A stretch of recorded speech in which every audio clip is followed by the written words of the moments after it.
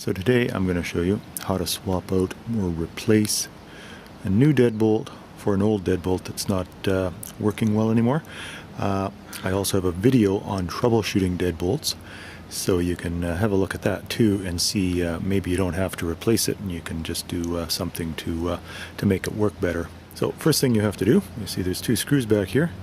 Those two screws have to come out.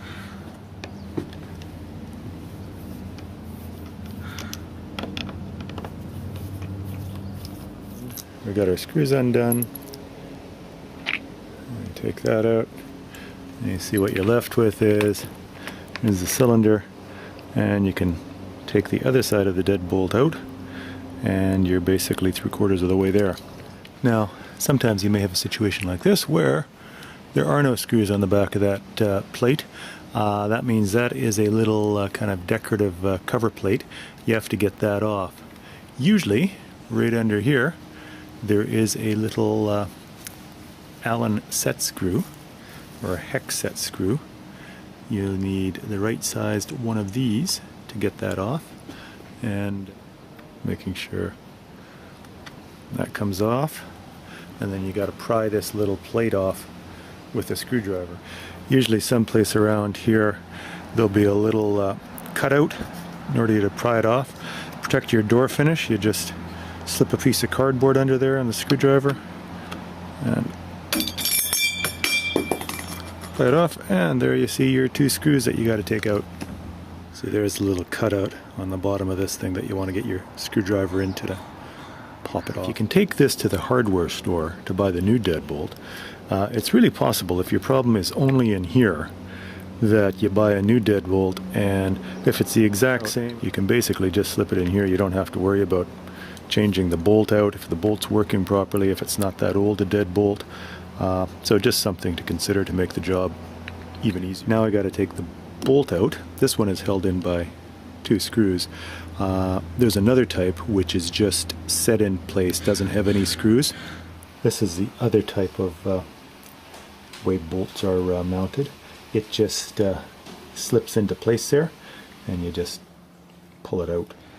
Sometimes the new deadbolt kit that you get will work with either something that a bolt that's put in with a plate, or a bolt that's just slid in place.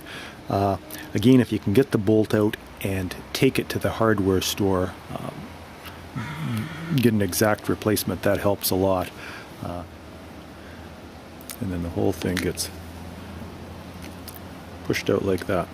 This one comes out real easy, but say it's stuck in there real good. If you can slide a screwdriver through something, you can get some leverage to pull it out. So how far back this hole is drilled in the door is called the setback.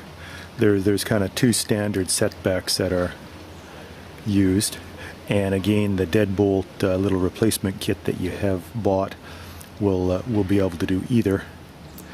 This one is correct for this hole, the setback, as you can see that is dead center there where the pins are going to go through. If it's not, they have a way to adjust them, and they'll show you in the instructions. This one you just kind of rotate it like that, and you see it makes this part a little bit longer.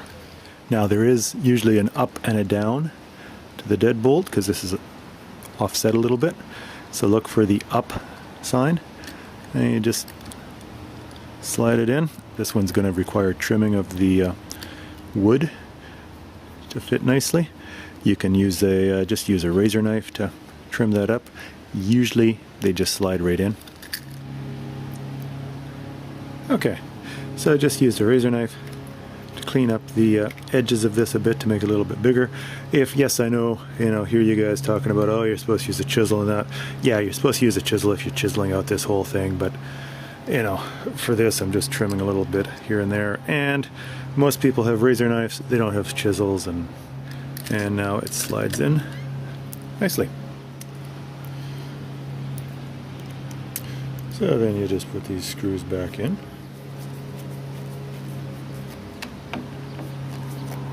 And you put the deadbolt back in.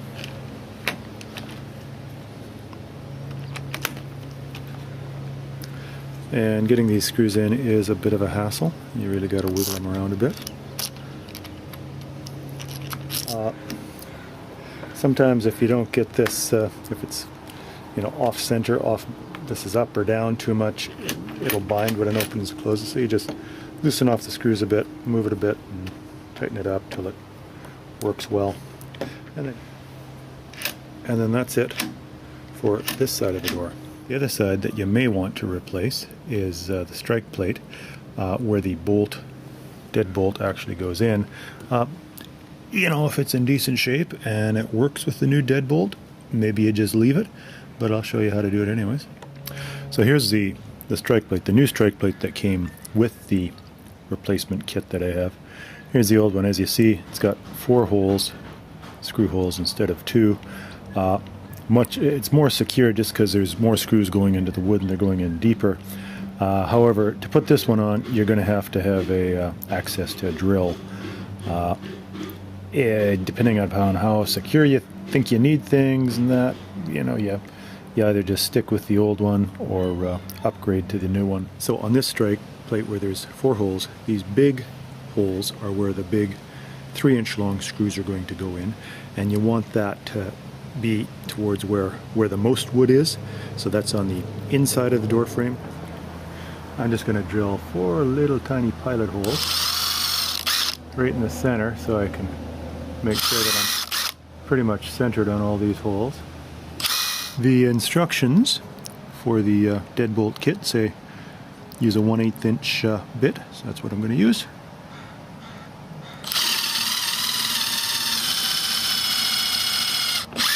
So this kit comes with both a long and a shorter screw that'll go in to these big holes. I'm going to use a longer one because I got a hammer drill. If you don't have a hammer drill and you're screwing them in by hand, you might have to go for the short one because it just takes you forever to screw them in by hand with a regular screwdriver.